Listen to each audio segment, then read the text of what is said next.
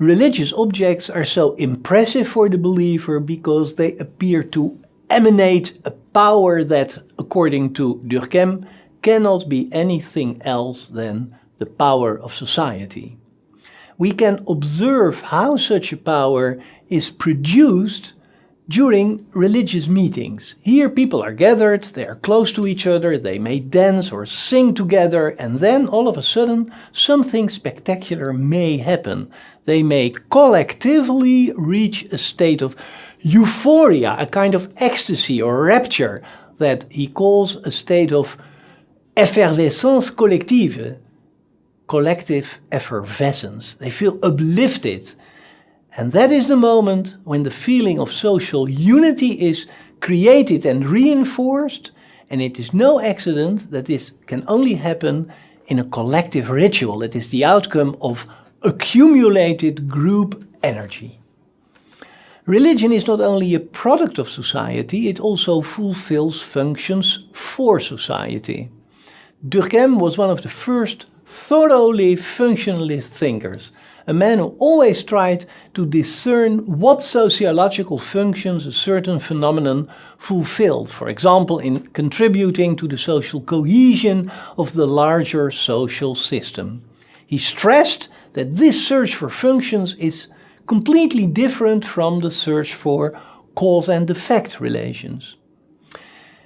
We already saw that Kant was a precursor of functionalist thinking, but Durkheim was the man who used functionalist analysis in a more systematic way and who programmatically wrote about this way of reasoning in the science of sociology.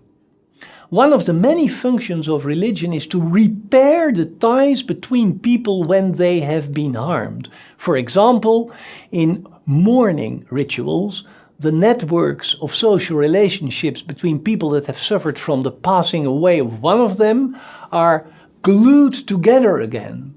In this way and in many other ways, religion has important functions to fulfill. It strengthens social cohesion, it supports social regulation, it is a powerful antidote to egoism and anomie, those negative tendencies behind the rising suicide figures. But here, Durkheim is confronted with a problem. He also witnessed the advent of a process of secularization. He himself, the son of a rabbi who became an agnostic professor of sociology, was living proof of this process. So where are we heading if religion becomes less important under conditions of modernity? When it comes to religion as a source of sociological orientation, you could say that the modern social sciences have adopted some of the cognitive functions that in the past were fulfilled by religion. They now help us to understand our place in society.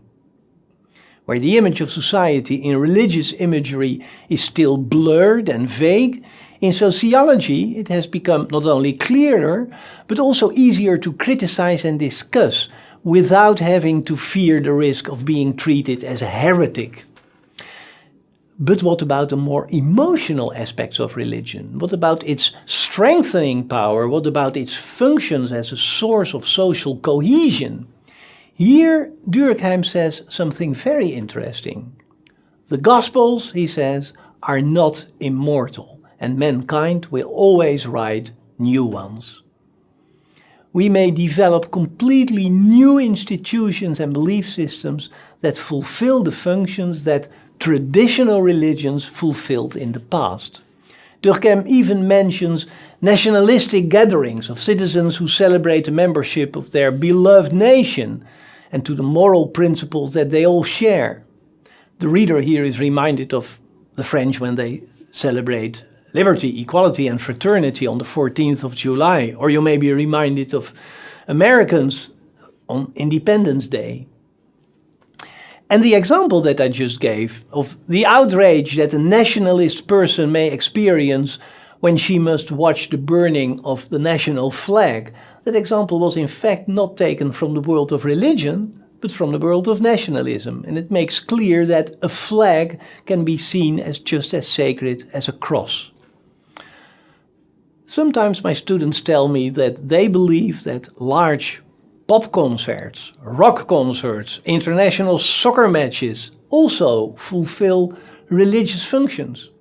And when I speak about effervescence collective, they tell me that moving with hundreds of people on the repetitive beats of electronic dance music may have that very same effect, attended by a deep feeling of unity with everybody present.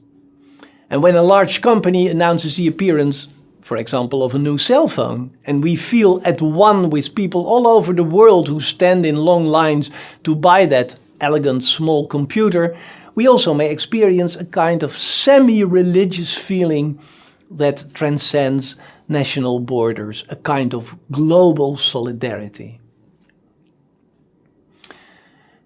Durkheim's book on religious life, all those arguments about the sacred and the profane, about effervescence, about the functions of religion, still offers us today a very impressive theoretical framework that can help us to understand our own societies, and for that we should thank the son of the rabbi.